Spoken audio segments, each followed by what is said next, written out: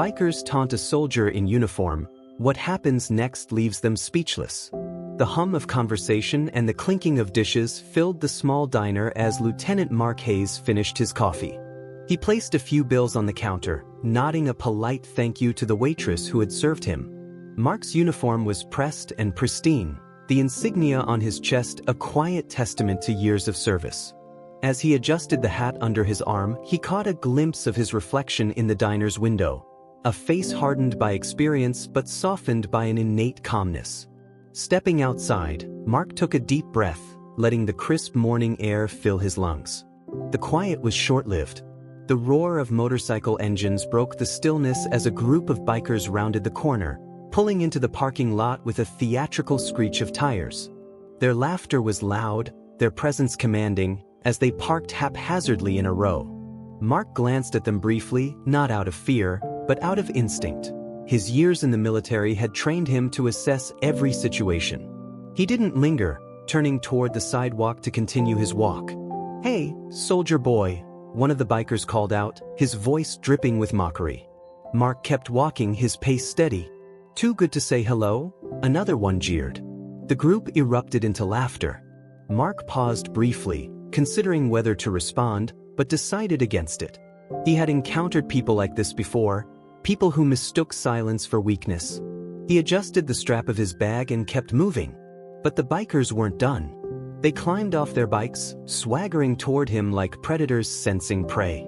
Leading the group was Rocco, a burly man with a shaved head and a leather jacket adorned with patches. His smirk was as loud as his voice.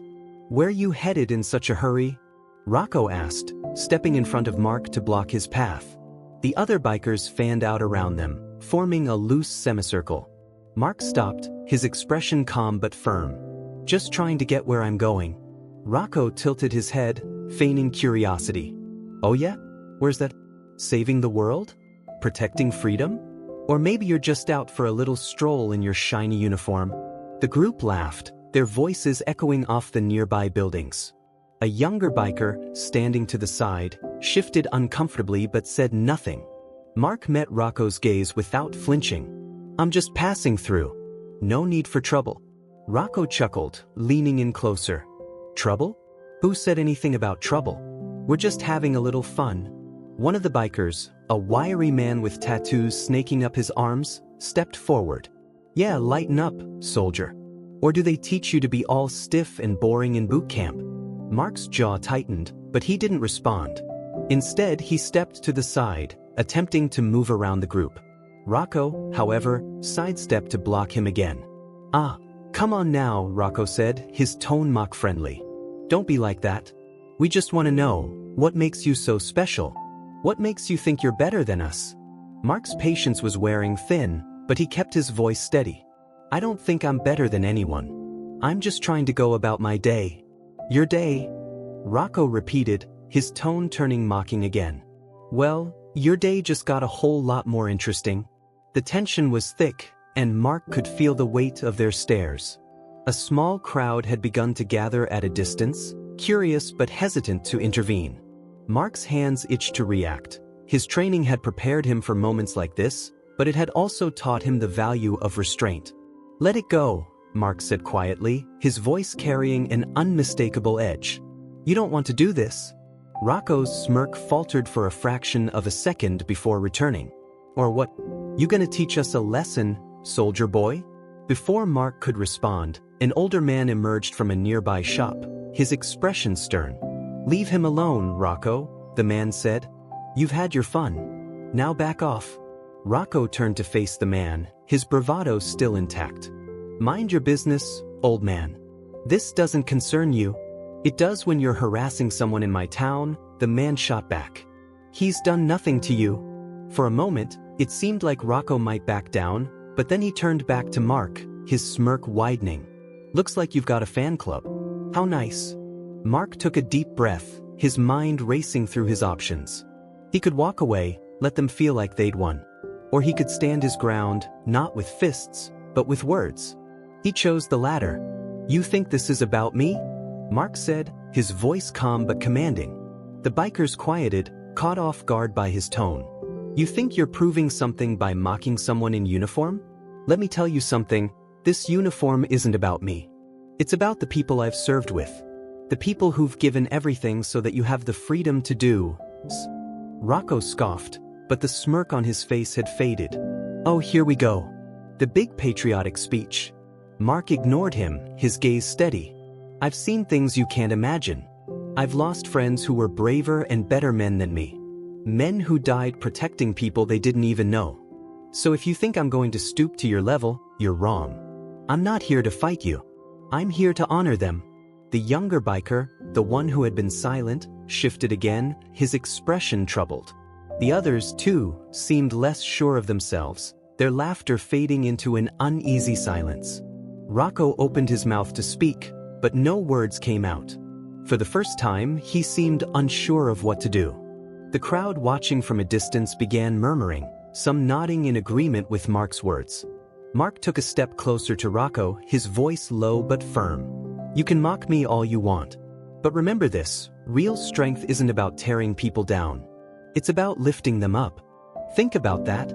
With that, Mark stepped around Rocco, the circle of bikers parting to let him pass. No one stopped him this time. As he walked away, the older man from the shop called out, "Thank you for your service, Lieutenant." Mark nodded in acknowledgement but didn't look back. He didn't need to.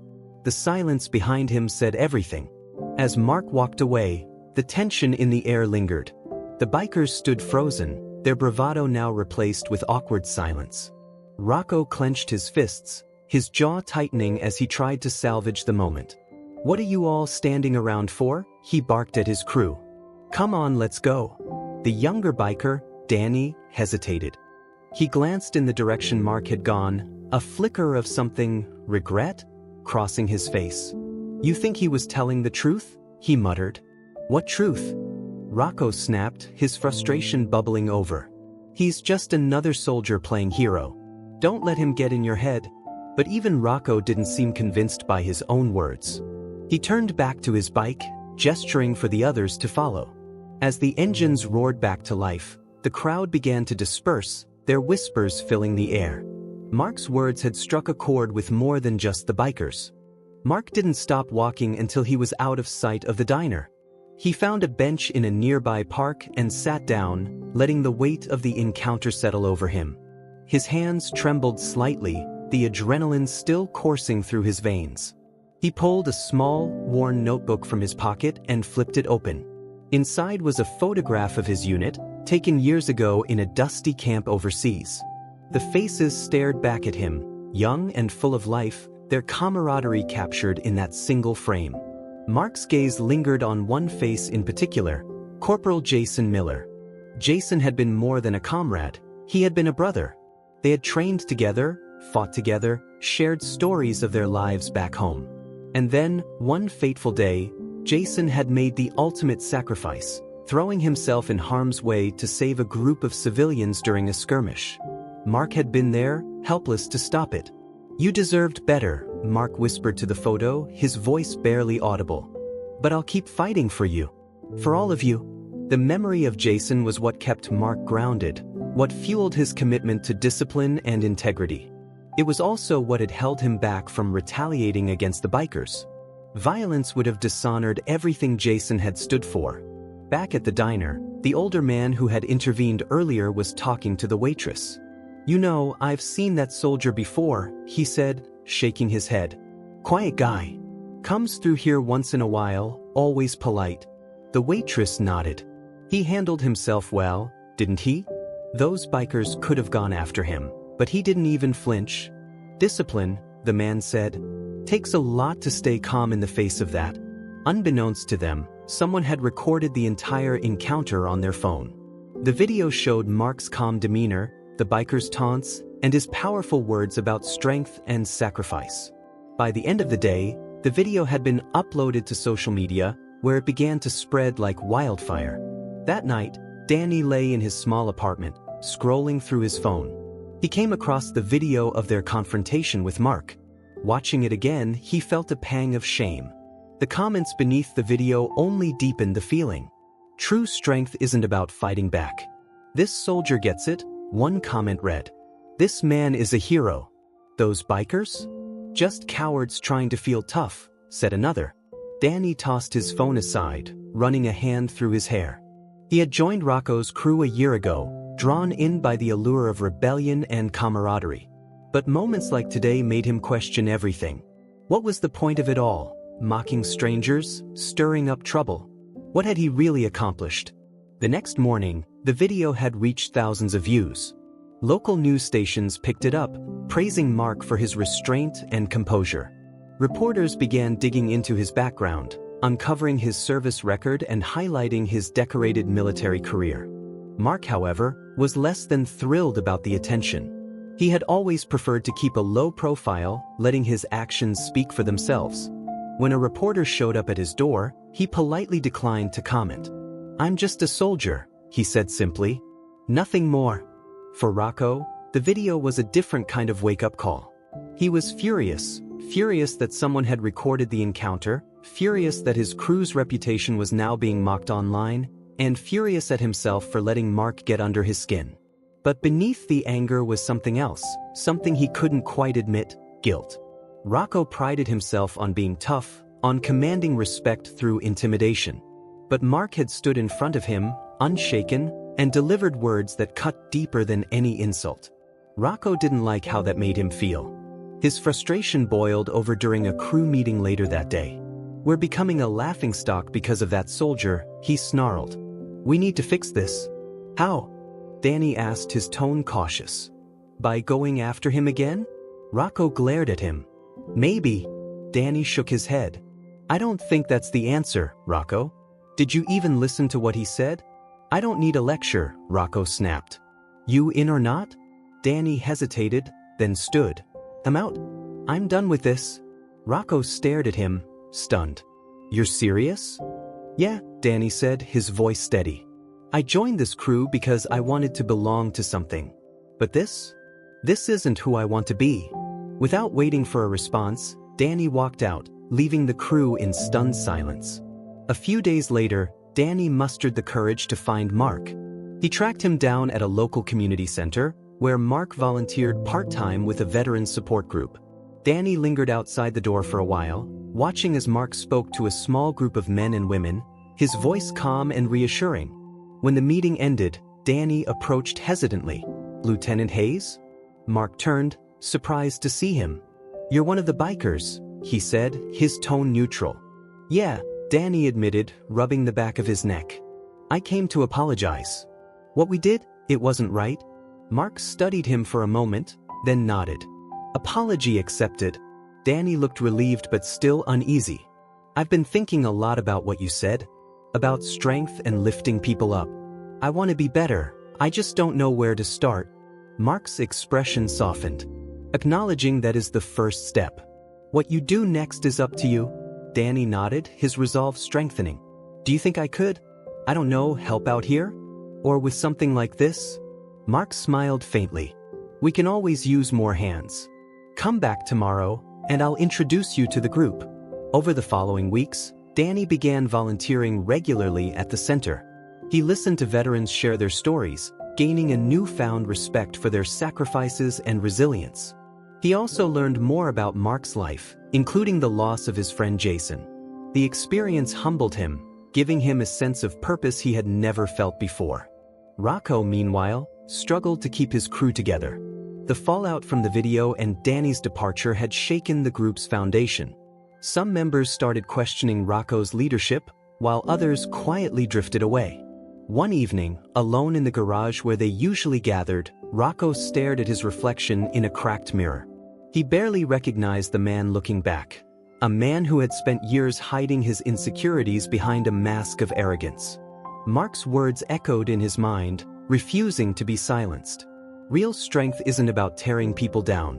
It's about lifting them up. For the first time in years, Rocco allowed himself to feel the weight of his choices. And for the first time, he considered the possibility of change. Rocco couldn't escape the growing silence in his life. The once lively gatherings with his crew had dwindled to sporadic meetings, and the few members who still showed up did so out of habit rather than loyalty. Even the rumble of his bike, once a comforting sound, felt hollow now. Every time he replayed the incident with Mark in his head, he felt a tightening in his chest. He wanted to convince himself that he had been in the right, but the image of Mark's unshaken calmness haunted him. One night, after tossing and turning for hours, Rocco decided he needed answers. Swallowing his pride, he looked up the Veterans Support Center where Danny had started volunteering. It wasn't hard to find. Mark's name had become well known in the community after the video went viral.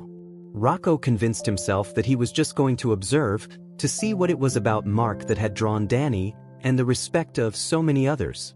The following day, Rocco parked his bike across the street from the center. He sat there for nearly an hour, the engine off, watching people go in and out.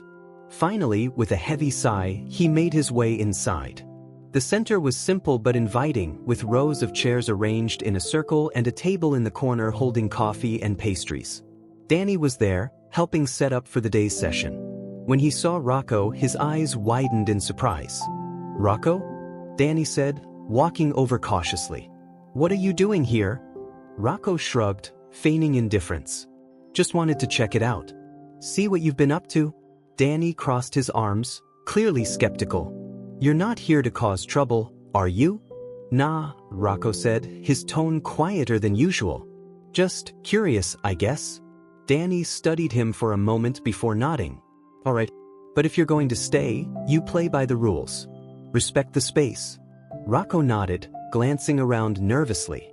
He wasn't used to this kind of environment, calm, open, and free of judgment. It made him feel exposed. When the session began, Mark entered the room, his presence commanding yet unassuming. He didn't immediately notice Rocco, instead greeting the group with his usual quiet warmth. "Good to see everyone," he said, taking his seat in the circle. As the discussion started, Rocco sat in the back, observing. He listened as the veterans shared their stories, speaking about their struggles and triumphs with raw honesty. For the first time in a long while, Rocco felt his walls begin to crack. These men and women weren't trying to prove anything, they were just being real. Then Mark spoke, his voice steady and reflective. "Strength isn't about never falling, it's about what you do when you get back up. It's about choosing to build something, even when it's easier to tear things down." Rocco felt those words hit him like a punch to the gut. He thought about all the years he had spent tearing others down to hide his own insecurities. The truth was, he didn't know how to build anything, not relationships, not trust, not even his own sense of self. After the session ended, Rocco lingered near the door, unsure of what to do. He watched as people approached Mark, thanking him or asking for advice. Finally, when the room began to empty, he mustered the courage to speak. "Hey," Rocco said, his voice gruff. "Lieutenant Hayes." Mark turned, his expression neutral but curious. "Rocco, right?" Rocco nodded, feeling oddly small under Mark's steady gaze. I came to say sorry. For what happened at the diner." Mark studied him for a moment before nodding. "I appreciate that." Rocco shifted uncomfortably, stuffing his hands into his pockets. "I didn't mean to. I didn't think it would go that far. I guess I don't know what I was trying to prove." Mark's tone was calm but firm. "It sounds like you've got some things to figure out." Rocco nodded, his throat tightening. "Yeah, I guess I do."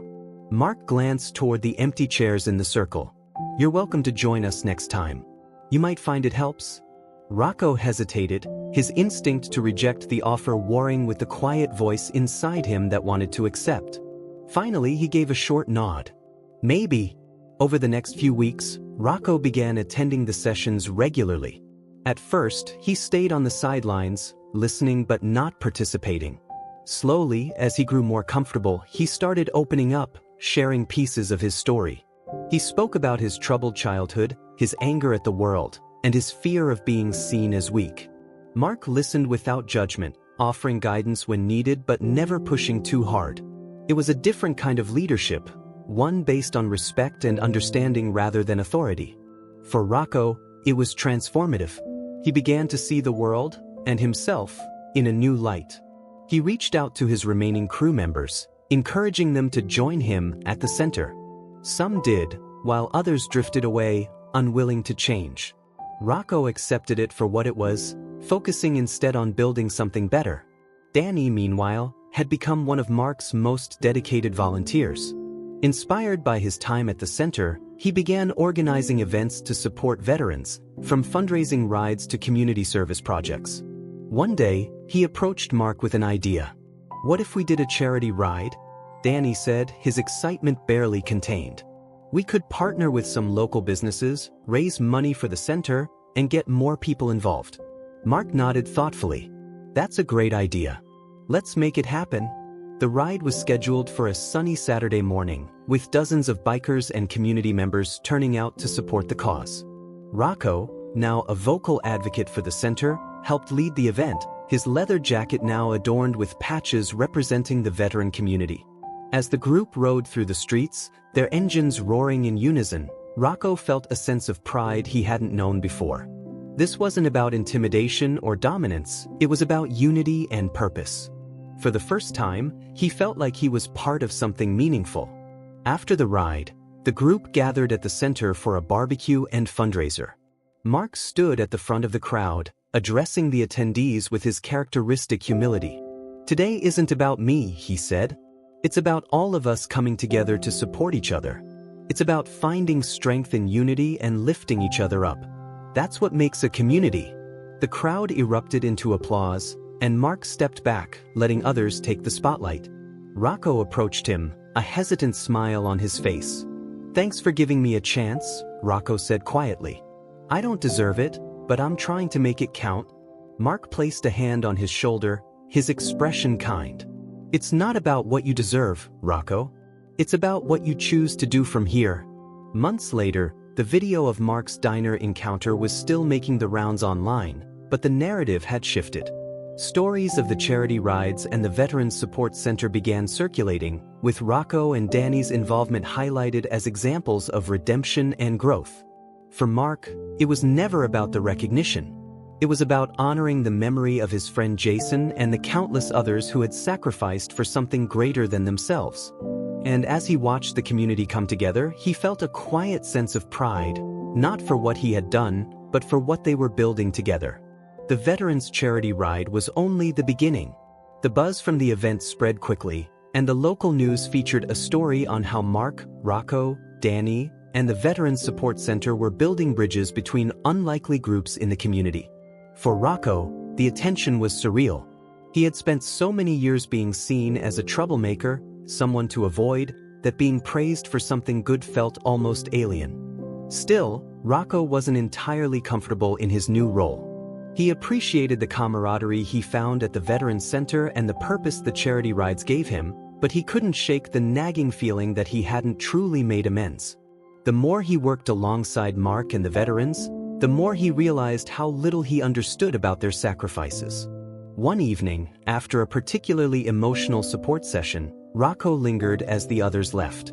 Mark was tidying up the chairs when he noticed him standing near the door.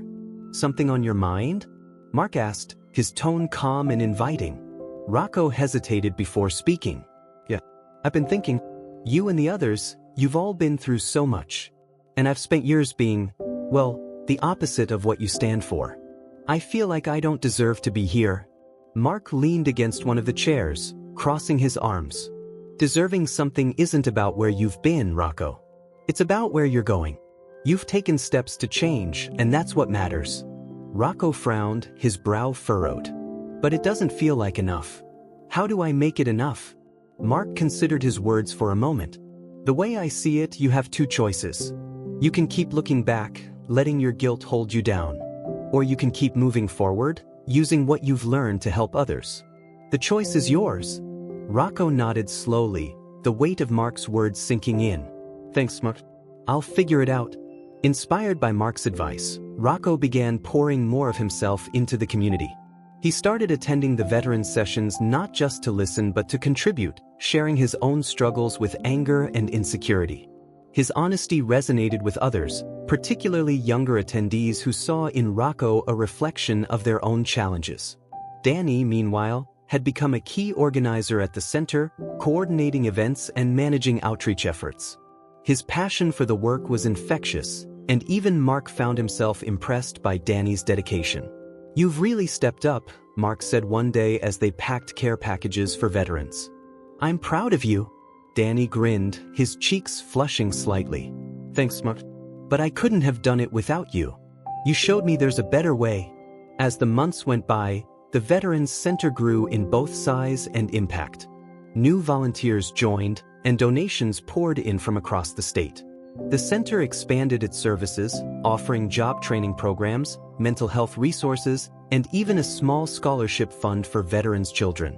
One of the most unexpected developments came when Rocco proposed a new initiative, a mentorship program pairing veterans with at-risk youth in the community. The idea was bold, but Mark saw its potential. These kids need guidance, Rocco explained during a planning meeting. And who better to give it than people who know what it means to fight for something bigger than themselves? Mark nodded, a small smile tugging at the corners of his mouth. Let's make it happen. The program launched with a modest group of participants, but it quickly became one of the center's most impactful initiatives. Veterans shared their stories of resilience and perseverance, while the youth opened up about their struggles and aspirations. For many, it was the first time they had felt truly seen and heard. Amid all this growth, Mark remained the quiet cornerstone of the community. He continued his volunteer work, guiding both veterans and newcomers like Rocco and Danny. But despite the success of the center, Mark couldn't help but feel a lingering sense of incompleteness. One evening, he found himself sitting alone in his small apartment, flipping through his notebook. The photo of his unit stared back at him, their faces frozen in time. Jason's image seemed to gaze directly at him, a silent reminder of the promise Mark had made to honor his sacrifice. Mark sighed, closing the notebook and rubbing his temples. He had done so much since returning home, but he couldn't shake the feeling that he hadn't done enough to truly honor Jason's memory. The next day, Mark visited Jason's parents. It wasn't the first time he had done so, but it was the first time he brought news he thought might ease their pain. I wanted to tell you about the mentorship program we started, Mark said as he sat with Jason's mother, a cup of tea in his hands. It's helping a lot of kids, and it wouldn't have happened without Jason. He inspired it. Jason's mother smiled, her eyes glistening with tears. Thank you, Mark. Knowing that his sacrifice continues to make a difference, it means everything. The next charity ride was the largest yet, with hundreds of bikers and community members joining in. This time, the event was dedicated to Jason and all the fallen soldiers who had made the ultimate sacrifice. The route ended at the Veterans Center, where a memorial wall had been unveiled, featuring the names of local veterans who had passed away. Rocco, now one of the event's most vocal advocates, stood beside Mark as the crowd gathered around the wall. For the first time, Rocco felt a sense of peace, not because he had fully atoned for his past, but because he was finally using his strength for something meaningful. As the event wound down, Rocco approached Mark, his expression thoughtful. You know, I used to think being tough meant never showing weakness. But you've shown me that real toughness is about standing up for what's right, even when it's hard. Mark smiled, clapping him on the shoulder. That's a lesson some people never learn. You've come a long way, Rocco. So have you, Rocco said, his tone genuine. We all have. A year later, the Veterans Center had become a hub of hope and healing, not just for veterans but for the entire community. The mentorship program was thriving, the charity rides were drawing national attention, and the center had even been featured on a major news network. Mark, however, remained as humble as ever. When asked about the center's success, he always credited the team, deflecting attention from himself. But to those who knew him, it was clear that his quiet leadership had been the catalyst for it all. One evening, as Mark locked up the center, Rocco and Danny approached him with an idea. We've been talking, Danny said, his excitement barely contained. And we think it's time the center expanded. There are other communities that could use what we've built here. Mark raised an eyebrow. That's a big step.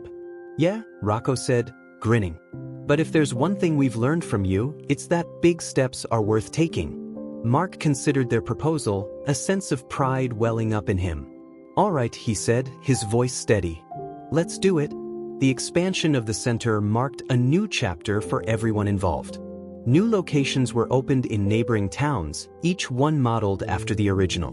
Mark continued to guide the process, though he encouraged Rocco and Danny to take on more leadership roles. For Rocco, the experience was transformative. He went from being a man defined by his mistakes to someone who inspired others to change.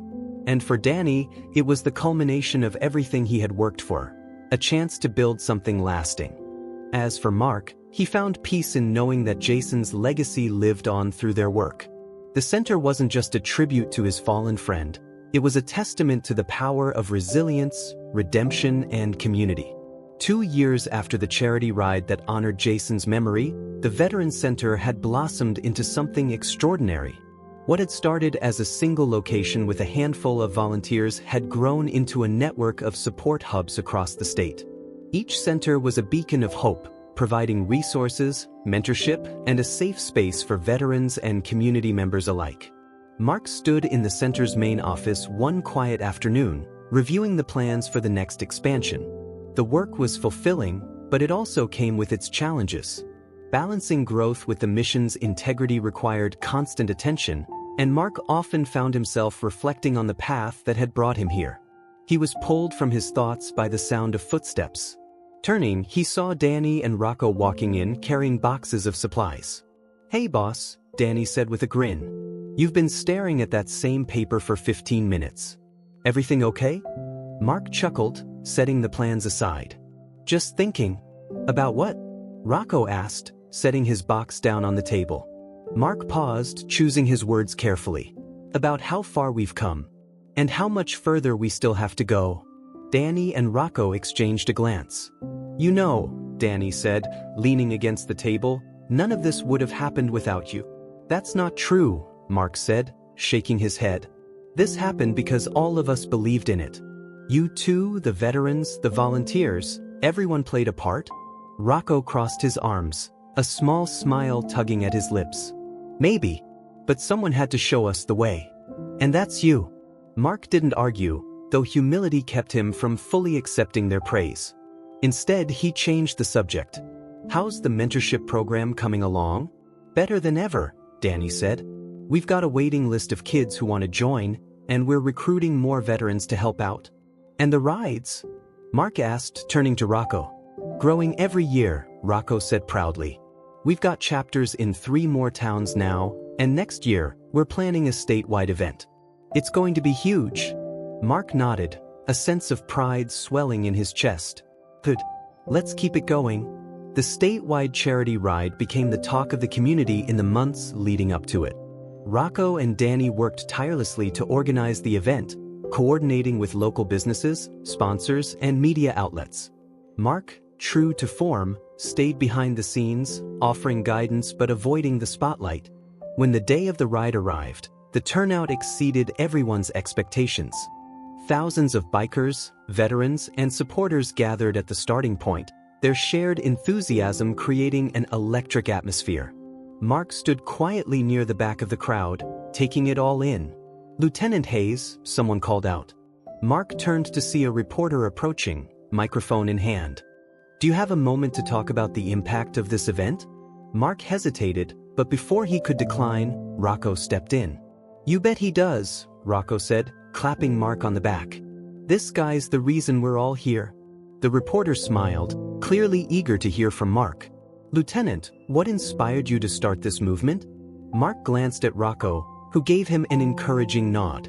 Taking a deep breath, Mark spoke. "It wasn't about starting a movement. It was about honoring the people who've sacrificed for something greater than themselves. This is about community, about lifting each other up. And it's about showing that strength isn't about tearing others down. It's about building something together." The crowd nearby erupted into cheers, and the reporter beamed. "Thank you, Lieutenant. That's a message we all need to hear." As the ride began, Mark rode alongside Rocco and Danny, the 3 of them leading the massive convoy through the town. The sound of engines echoed through the streets, drawing spectators who waved and cheered from sidewalks and storefronts. For Mark, the ride was more than an event. It was a tribute to Jason and all the men and women who had served beside him. When the convoy reached its destination, a sprawling park where the day's festivities would continue, Mark dismounted and took a moment to absorb the scene. Booths lined the park, offering everything from veteran resources to local crafts. A stage had been set up for speeches and live music, and a banner stretched across the entrance. "Strength through unity, honoring our heroes. As the day went on, Mark mingled with attendees, sharing stories and listening to others. Everywhere he went, people thanked him for his service, for his leadership, and for his vision. It was humbling, and though Mark appreciated the gratitude, he always redirected it to the team that had made it all possible. Later that afternoon, as the crowd gathered near the stage for the closing ceremony, Mark found himself approached by a familiar face, Jason's mother. She smiled warmly, her eyes shining with pride. "Mark," she said, taking his hands in hers. "This is incredible. Jason would have been so proud of you." Mark's throat tightened, and he nodded, unable to find the words to respond. She squeezed his hands gently. "You've kept your promise to him, and you've made a difference in so many lives. Thank you." Mark swallowed hard, his voice barely above a whisper. It was all for him. For all of them. The closing ceremony was simple but heartfelt. Danny took the stage first, thanking the crowd and the sponsors for their support. Rocco followed, sharing a few words about the journey that had brought him from rebellion to redemption. When it was Mark's turn, the crowd erupted into applause, their admiration palpable. Mark stepped to the microphone, his hands steady but his heart full of emotion. "I'm not one for speeches," he began, drawing a ripple of laughter. "But I want to say thank you. To all of you. This isn't about any one person. It's about what we can accomplish when we come together. It's about remembering the sacrifices of those who came before us and honoring their legacy by building something better." He paused, his gaze sweeping over the crowd. "Today I see hope. I see strength. And I see a community that knows what it means to stand united. Thank you for being a part of this. Let's keep moving forward, together." The applause was deafening, and Mark stepped back, his chest swelling with a mix of pride and gratitude. As the crowd began to disperse, Danny and Rocco joined him on the stage. "You did good, Mark," Rocco said, clapping him on the shoulder. "Yeah," Danny added with a grin. "Even if you hate public speaking." Mark chuckled, shaking his head. "I'll leave the speeches to you two from now on." As the sun began to set, Mark found a quiet spot near the edge of the park, away from the noise and excitement. He pulled out his notebook, opening it to the photograph of his unit. For a long moment, he stared at Jason's face, the memories flooding back. "You'd like this," he said quietly. "You always said we could do more than just fight. That we could build something worth fighting for. I hope I've done right by you." A gentle breeze rustled the trees, and Mark closed the notebook, tucking it back into his pocket. He didn't need a reply. He felt Jason's presence in the laughter of the crowd, in the gratitude of the people he had helped, and in the strength of the community they had built together. Mark stood, taking one last look at the park before walking back to join the others. The work wasn't finished, not by a long shot. But for the first time in a long time, he felt at peace. Together, they had created something lasting. And together, they would keep moving forward.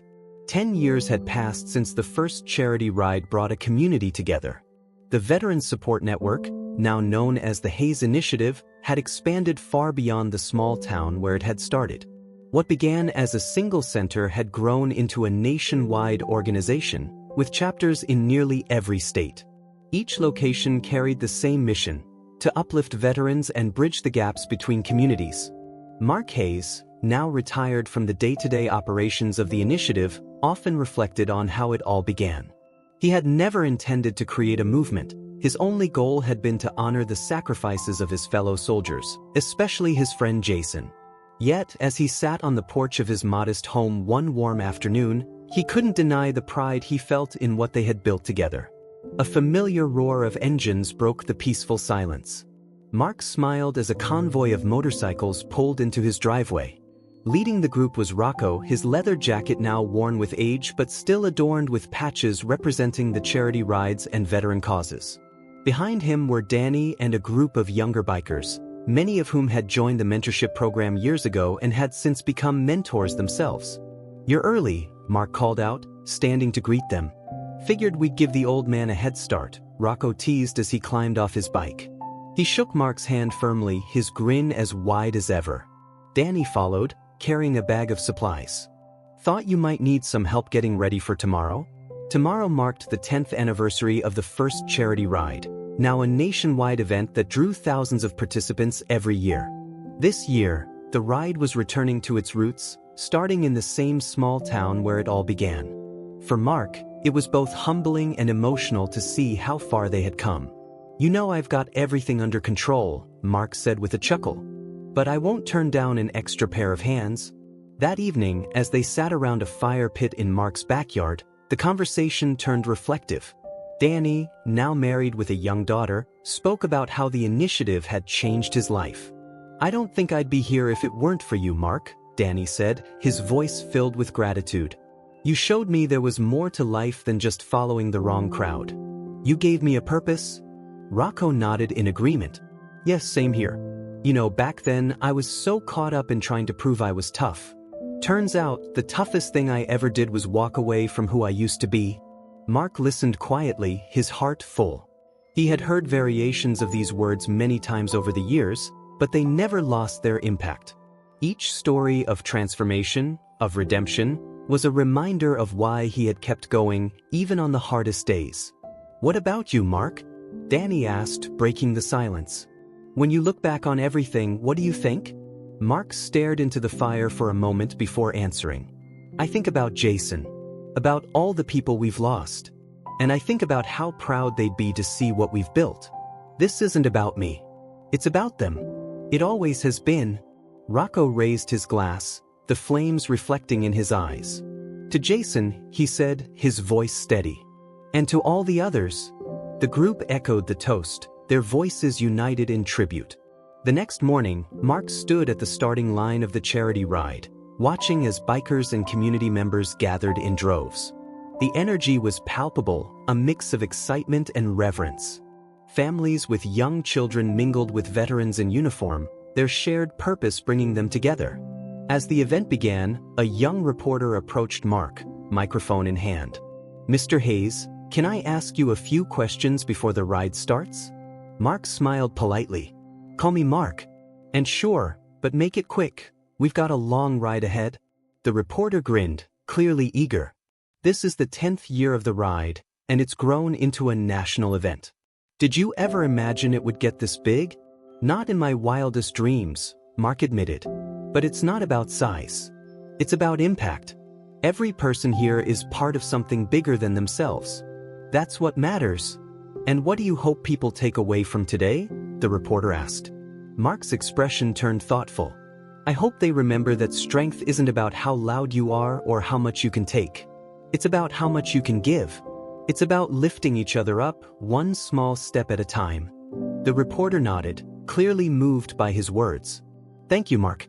And thank you for everything you've done." Mark tipped his hat. "Just doing my part." As the ride began, Mark led the convoy alongside Rocco and Danny, their motorcycles roaring to life. The route took them through the heart of the town, where spectators lined the streets, waving flags and cheering. For Mark, the ride was more than a tradition. It was a living testament to the power of resilience, unity, and hope. When they reached the final stop, a sprawling park where the day's festivities would continue, Mark dismounted and took a moment to absorb the scene. He saw children laughing, veterans sharing stories, and families coming together. It was everything he had hoped for and more. Later that afternoon, during the closing ceremony, Danny took the stage to share a few words. 10 years ago, I was lost," he began. "I didn't know who I was or where I was going. But someone saw something in me that I couldn't see in myself. Mark Hayes didn't just change my life, he saved it. And I know I'm not the only one here who can say that." The crowd erupted into applause, and Danny stepped aside to make way for Rocco. "I used to think I was tough," Rocco said, his voice steady. "But I wasn't. Not really. It took a man like Mark to show me what real strength looks like. It's not about fists or words. It's about heart. And Mark has the biggest heart of anyone I've ever met." The applause grew louder, and Rocco gestured for Mark to join them on stage. Mark hesitated for a moment before stepping forward, the crowd rising to their feet in a standing ovation. As Mark approached the microphone, he felt a lump in his throat. He hadn't prepared a speech, but as he looked out at the sea of faces, many of whom he had helped in some way, he found the words. "This isn't about me," he said, his voice steady but full of emotion. This is about all of you. Every person here has made this possible. Every life that's been touched, every barrier that's been broken, that's because of you. I'm just a small part of something much bigger. And I couldn't be prouder to stand here with you today. The crowd cheered, their voices a chorus of gratitude and admiration. For Mark, it was a moment he would never forget. As the sun set on the day's events, Mark found himself alone for a brief moment, watching the sky turn shades of orange and pink. He pulled out his notebook and opened it to the familiar photo of his unit. Jason's face stared back at him, a silent reminder of the promise Mark had made all those years ago. "We did it, Jason," Mark whispered, his voice thick with emotion. "We built something worth fighting for. Something that'll last." A gentle breeze rustled the nearby trees, and Mark smiled, feeling a deep sense of peace. His journey had been long and difficult, but it had brought him here, to a place where pain had been transformed into purpose and loss into hope. As he walked back to join the others, Mark knew the work wasn't finished. But for now, he allowed himself to simply be present, surrounded by the community he had helped create, a legacy of strength, unity, and love that would endure for generations to come.